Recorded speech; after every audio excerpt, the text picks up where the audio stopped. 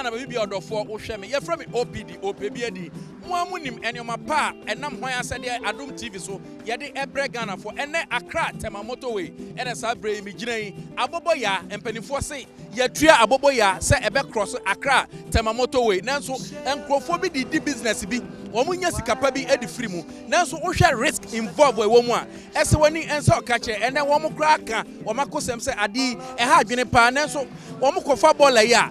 SSN ko benya trucks akese na nko mo dia mo no mo dia cross motorway no trucks no se dabi eno mo ntimi nya adwuma enkrofo fie so nipa entimi ne bola so nyeden entena ema ne nya yie enti e basa na mo so feel say wo mo eboa enu ti na wo fa Accra Tema Motorway abobo ye dia trantwe na so wo hwa bebre na abone wo mutirim wo mo fa bola no na mo begai e dia gu motorway no so edu anadwo a na yebusa se we no eye hwan asede opani a wo na woda eye sanitation minister yebusa se eye title keke ene da wo so na nneoma bi se ekoso o my Ghana mu ne ntimi enhwe enka na eye Joseph Kofi Ada opani yebusa wo yebe ne den na asem yetimi atua so every say o my Ghana untimi nko o man foforo mu na nko hu se eye bola ye de cross motorway ni nneoma bi nim ne nneoma fun bi se me ka sai ba kuso na etwa mu yebusa se eye ho asede ade wey etuo betimi atwa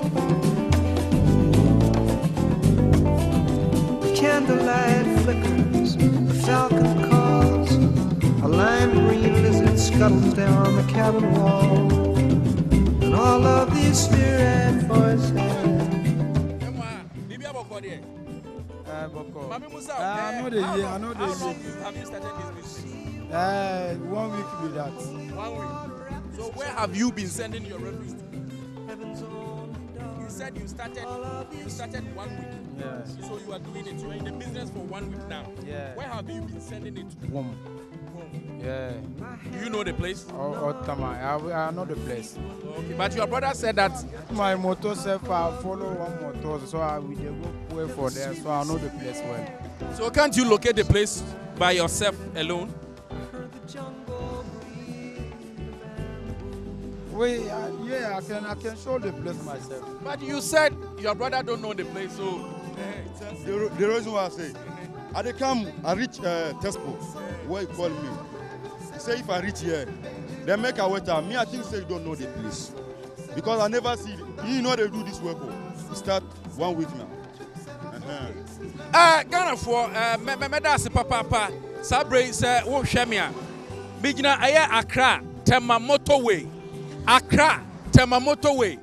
eye dwumadi akese pa Adom TV e dia ba Ghana dwom na ye yi e dia kire Ghana for ensem ene nneoma eha nneoma wase yetimi ka ho asem nneoma edi se wase yeka eye obi asede nanso nipa no empese obeye saade no ene so boy emfa mo hwan who is responsible Mr. Joseph Kofi Ada ono eno ye sanitation minister enioma air causeway openi ye be kan sen ye be ne den wo twam Accra Tema Motorway enye din nko akeke say ye do be di position bi ne mpo wo benya edian bosubode bi kase bi ene no kire say wo ye bribie na mmom ensem di se wose ye kan wose ye kan ade bi wo ma Ghana mu a eye obi asede but nipa no eye na jeje mu a ena nkrofo sebe ye di nsamfo wo ma Ghana mu kroben ena ne highway ubetimi afa bola no akogyae ade agu nkwanchen ade achi ade asan na kromu bon na nkwada yare na nyoma ahodo basa ena ekoso wo ma Ghana mu ye busa se eye ho asede asem ye bedomo suko na mpo ya hunu se eye hwan ena sobo na wase tim de bono anase asemasi ena wase de bono anase asemasi ena wase de bono Adom TV sunie Accra Tema Motorway abobo yafo ena edi atrantwe ede bola ede sra won ho na nkrofo ekran se won kan akra mienu se wo nye nkontompofo obusa ni nua ba akwa so se wo start adwuma 1 week nie wono so adwuma yi se si ana ba ko so wono so start ye di asem na kwe I say graphic ya yato a yesiri trase yente numa bi ase waye won mo a ena be hwehwe bola edigu Along path of river stones, women with their nursing children seated on the floor. We join the fevers and the na yefa Accra Tema Motorway ye nyina ye hunu enioma ekoso ewo Accra Tema Motorway ye hu abobo ya motorbike yɛde bucket yɛsi so na ɛsesa bɔɔla adeɛ kye adeɛ sɛn awie anadwo anɔpa o edi motorway kwan so atrantwie na yɛ pɛsɛ yɛbɛbɔ atoa ɛyɛ Gabi Adujamfi National Road Safety Commission ambassador yɛn montoa no ne yɛmu sɛ sɛ Gabi ɛwɔ mu sɛ abobo ya ɛwɔ ho kwan sɛ fa Accra tema motorway so ana. And all of these spirit voices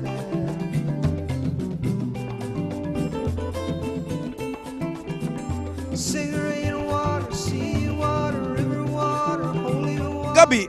medase amo akwaba e de aba Adom TV hwan asede adwumadi so. Opi medase meje osonso. Gabi ma yanhwe quick one. Abobo ya a motorbike ya ade chi ade san enam Accra tema motorway esesa bola yi. Gabi ne kwan so a. Opi enya ne kwa so.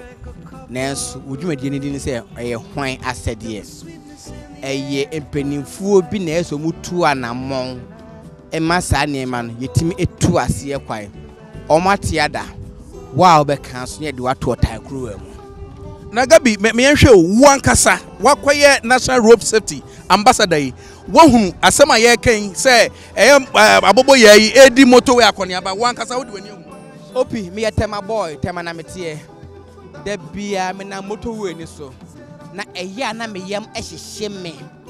esan se manya nkwanhia pen na mafa ohaw ne amane mu nti no se me hu niam ebetimi asi yasumdwie ene da raye bono kwa na misu enso be kan mpanimfo ntie. Opi the last time me many say motorway so dem ye ne say omo sisa bola na omo konkofo afie mu ekwaji sika sisa bola na omo de afa motorway ne so ye mamra ne say ye mfa moto enye commercial e wo Ghana ha kene krampo ne etia mra so hwe ye airline na 170 127 128 na nyina aka moto ho hyehyeye e wo ha enso se penimfo betimi atie gina aka say you ye massa de no nyadwuma no da bi o because one omodwa mo political parties no say political powers moto for to abama me pato what ase wo ya ne abeka say oh my government no aye unpopular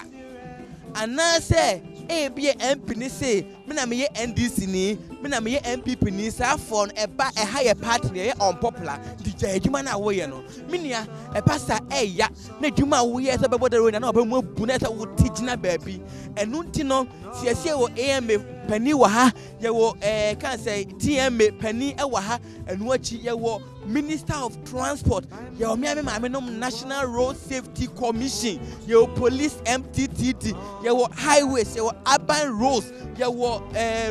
Road and Highways Ministry hono dia ye omo asede ye se on be ama enforcement aye adwuma aka kire police ni se munna kwane so na mo stop safo no hwe the last time me cause me wo say Accra Brewery for car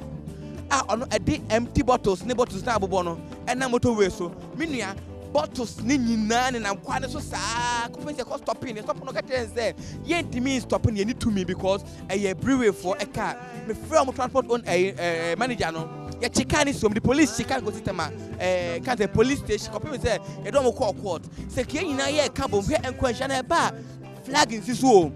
say accident ba en modern ka say Ghana free me ne frame accident na me bad mo hwe ye da bi hwe na say VIP anya say nipa 10 wu ye ankra obia nipa e won te be say ye penifo say munya mo asede no enu tin ye to abama mo say mundi ye so enu tin ma pani di positions me ma mo say wo ye odwuma say wo ye odwuma say nti mo me anya adwuma no ne ye nkai say tem bia ne ye bo o ma pani no ne tri so me nia o ma pani ntimi adwuma ni nyina o Ghana ha no say wo ye say se nipa ni wu a me bisa say ya na ye on penifo ne da na de me yakura se nipa na wu awie no na penifo na begina ho no ma be chia abusua na ma hwe o mo de hye no ma bonsoa o mo bonsoa na ho no ma ta be campaign de ato mo ho de apadwuma ene di penifo ya sa munye modwuma na nipa na ewo ye mo brofo ye hiafo ye ntimi koma no tempia ye so na ye wu wo bo police for wo bo National Road Safety Commission wo bo asoya hodo bebre sadie we na ekoso no ene motorbikes ye hu say ebinum kra de bi ye commercial like passenger omo de fa passengers ebinum kra nche helmet afen so kame say yentimi anhwa anka ho asem sesi anakwa wie say afa de ye de sesa bola ye de sesa neoma se ukopie mo otachima kra de asefem ye hwe nkra ya Accra tema motorway unam nafe obi dim abobo ya twintwa wanamu obi wa no de aso abayere enioma ahodo bebre e de kroso enkrofo a ekwakope chese omukọ omanyuma so na wugiri se we nankasa eye hwan ena nasade opi me kasi nyakopo animonyam say since May 3rd 2017 be pem sabre ma bo apro akogana fa na nyina ehun motofo ene omo hawo opi National Road Safety Commission for other room metimi atomi hu Ghana ba bia ekobia na say moto bia be friend pragia sa moto no so ye moto so ye car yenim efa chire 4 ba bi kra fa 5 omo de fa ni pagi sika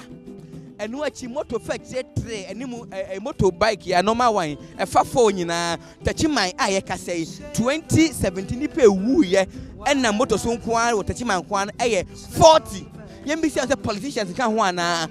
Christopher kan ho ana Kremofo kan ho ana nananom kan ho ana hwe me nua ye kọ wanchi